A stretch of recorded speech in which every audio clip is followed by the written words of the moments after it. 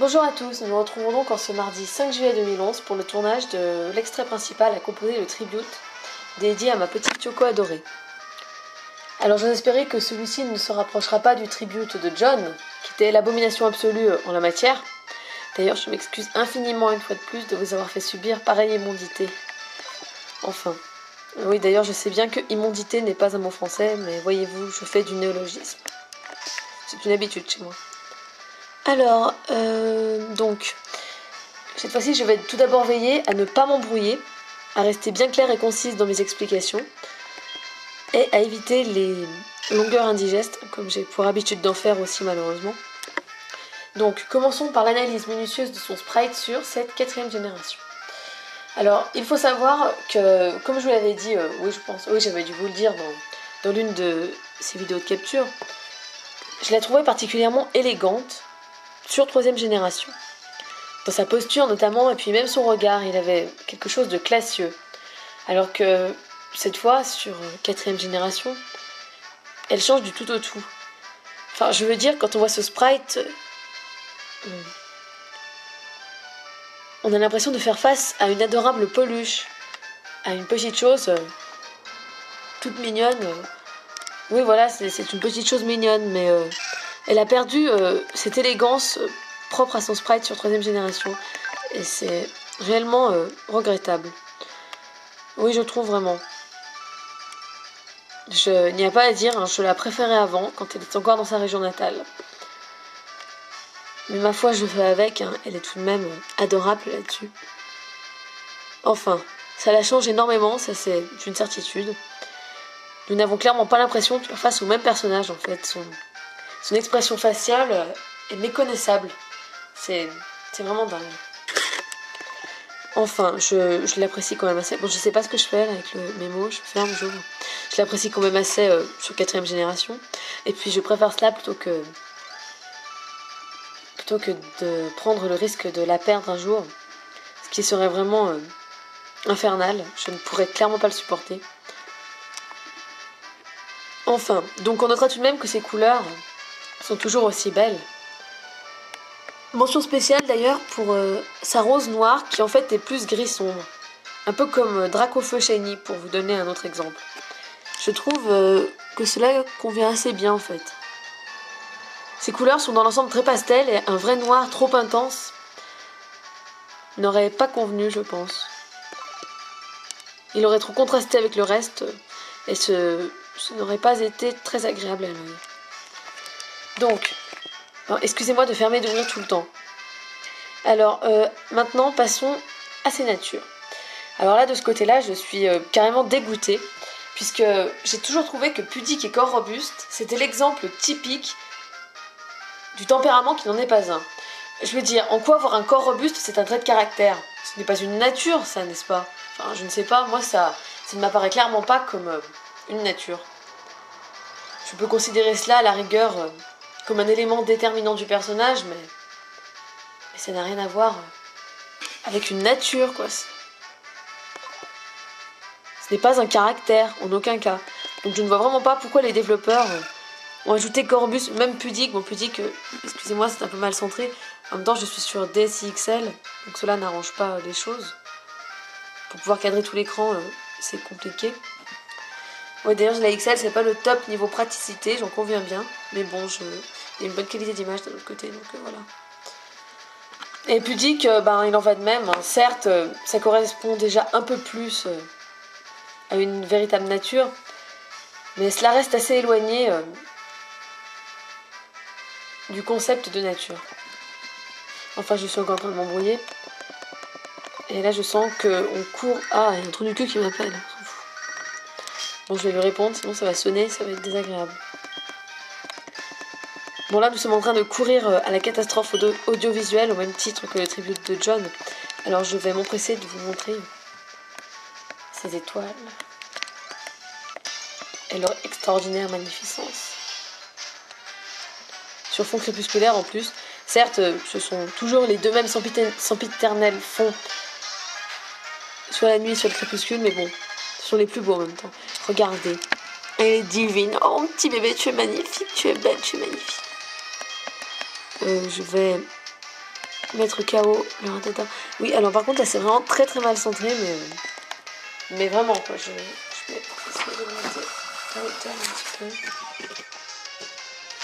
Voilà, c'est déjà mieux. Ah voilà, c'est bon. Enfin, en même temps, il me serait décemment impossible de cadrer la totalité de l'écran, puisque comme dit, je suis sur Excel.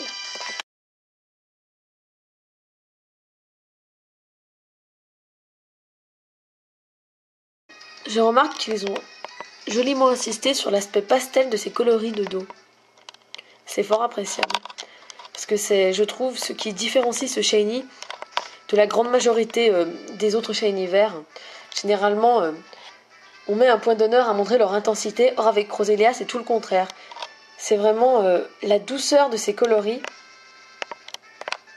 qui se remarque en premier. Vous voyez le vert de... oui, je vais te parler. D'accord, c'était une bonne chose? Non, je sais pas. D'ailleurs, oui, il en résulte un certain effet irisé en fait sur son corps. C'est vraiment particulier, mais j'aime beaucoup.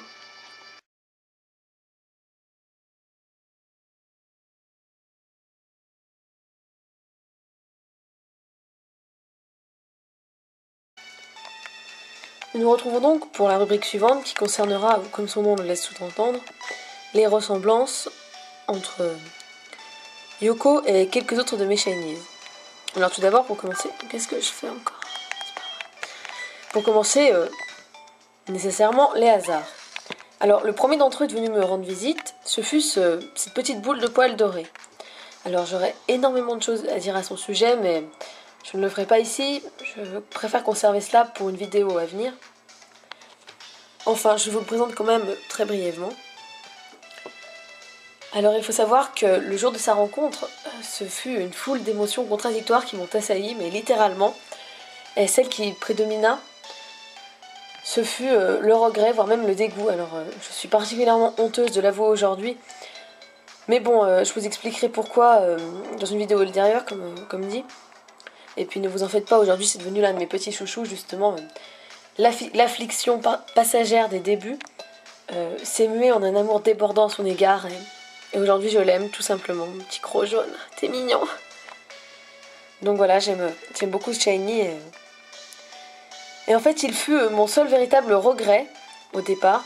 Et c'est peut-être justement pour cela que je l'affectionne tout particulièrement. Enfin, nous y reviendrons plus tard.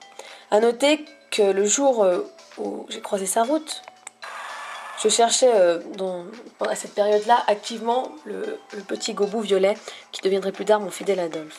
Donc leurs destins sont entrecroisés. Je trouve ça magnifique d'ailleurs, mais bref, nous y reviendrons dans le futur. Ensuite, il est Karina. Alors Karina, elle aussi, je l'ai trouvée dans un contexte très très spécial. Mais bon, je préfère ne pas m'étaler ici, puisque voilà, ce n'est pas le thème de ce tribute. Alors à noter que c'est un Pokémon qui n'avait jamais attiré mon attention auparavant, mais cela a changé du tout au tout le jour, l'instant, la seconde où je l'ai vu sortir de l'ombre, entouré de ces étoiles mirifiques. Et depuis, je me rends compte que Meditica est un shiny à la beauté sous-estimée, mais pourtant d'une splendeur indéniable. Donc voilà ma petite Karina. Alors elle aussi, elle est très très importante pour moi, et c'est surtout pour le personnage qu'elle représente en fait, mais j'y reviendrai aussi plus tard. Et enfin, l'avant-dernière en date pour le moment, soit Anarchy, mon ravissant tentacool, à la peau légèrement scintillante, au reflet opalin, d'un violet clair très doux, mais aussi tranchant et brutal, assez spécial. Alors en ce qui le concerne, sa trouvaille a été assez classique, voire banale, pour ce qui est d'un shiny hasard, puisque je l'ai obtenu alors que je ne m'y attendais pas du tout. Bon, l'inverse, vous allez me dire, l'inverse serait presque incongru, puisque nous parlons bien d'une rencontre totalement hasardeuse et fortuite.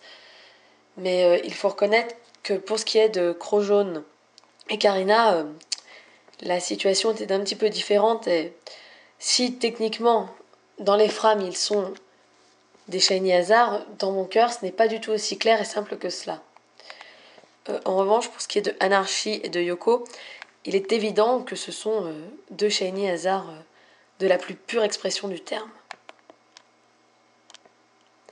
Ah oui, franchement, je trouve qu'il personnifie à la perfection ce que devrait être un Shiny Hazard réel. C'est vraiment beau. À quel point ces trouvailles nous transportent, font monter en nous des émotions incomparables à toute autre méthode de chasse. Enfin, le hasard, ce n'est même pas une méthode de chasse à proprement parler, mais il y a quelque chose de magique dedans. C'est indéfinissable. Franchement, je conseille à tous ceux qui ne l'ont pas vécu de connaître ce genre d'émotion au moins une fois dans sa vie, parce que ce n'est pas regrettable. C'est tout bonnement fantastique, fabuleux. Et oui, franchement, je peux dire que, en plus de la stupéfaction, les trouvailles respectives de Anarchy et Yoko ont été les plus bouleversantes de toute mon existence. Dans le sens où voilà, au début, on ne s'y attend pas, donc on est forcément déboussolé, choqué et littéralement envoûté par la beauté de la bête qui se présente à nous. Certes, ce type de ressenti est inhérent à chaque shiny que l'on peut obtenir, mais en ce qui concerne les hasards, il vient s'ajouter cet aspect de chance inespérée, de rencontre totalement inopinée et exceptionnelle du coup. Et en cela, je les considère comme de véritables prodiges. Ce sont des êtres prodigieux. Même si bien évidemment tous les shinies le sont à leur façon, les hasards c'est tout autre chose. Enfin, donc voilà, je vous ai très rapidement présenté les miens. Alors on remarquera que je me suis moins attardée sur Anarchy que sur ses deux prédécesseurs, mais c'est normal, puisque comme dit, la façon dont je l'ai obtenu le rapproche plus d'un hasard classique. Ainsi, j'avais moins de choses à raconter sur son cas, même s'il est tout aussi exceptionnel que les autres. Donc voilà, je vous remercie et je vous dis à bientôt pour le tournage de la deuxième partie de ce tribute et dernière, je l'espère, qui comportera donc les informations subsidiaires qui ne vous intéresseront pas nécessairement, mais dont je tenais tout de même à vous faire part, ainsi que les memories pour un final en apothéose, puisque ce sont mes premiers faits avec l'aide de Adobe After Effects, un logiciel très complexe et quasi professionnel. Donc voilà, vous me direz ce que vous pensez du résultat, même si ça risque d'être un petit peu simple, puisque voilà, c'est la toute première fois que je travaille avec tel logiciel de montage vidéo. Donc voilà, merci encore du visionnage et à bientôt pour la suite.